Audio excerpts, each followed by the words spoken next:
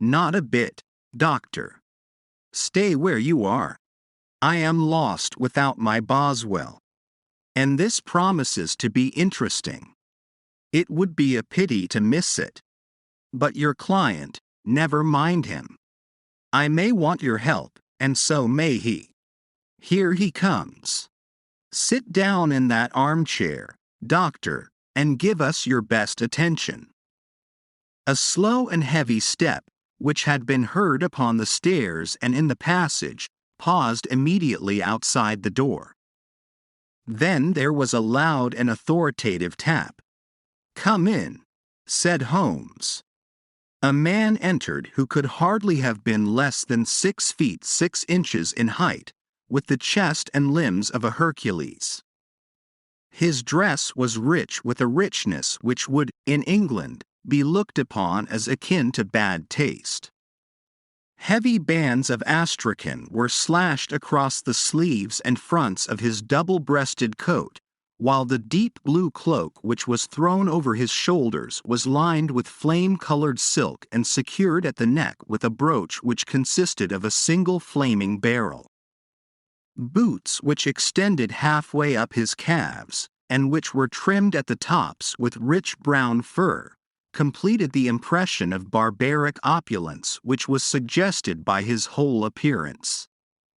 He carried a broad-brimmed hat in his hand, while he wore across the upper part of his face, extending down past the cheekbones, a black visored mask, which he had apparently adjusted that very moment, for his hand was still raised to it as he entered.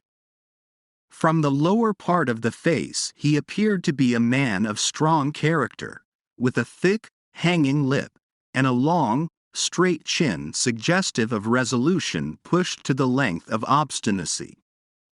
"You had my note?" he asked with a deep, harsh voice and a strongly marked German accent. "I told you that I would call."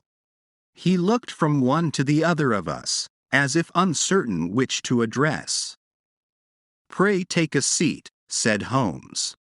"This is my friend and colleague, Dr. Watson, who is occasionally good enough to help me in my cases. Whom have I the honor to address?" "You may address me as the Count von Kram, a Bohemian nobleman.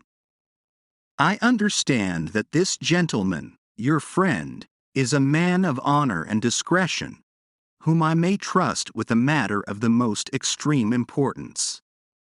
If not, I should much prefer to communicate with you alone." I rose to go, but Holmes caught me by the wrist and pushed me back into my chair. "It is both, or none," said he. "You may say before this gentleman anything which you may say to me."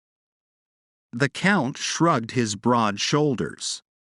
"Then I must begin," said he, "by binding you both to absolute secrecy for 2 years.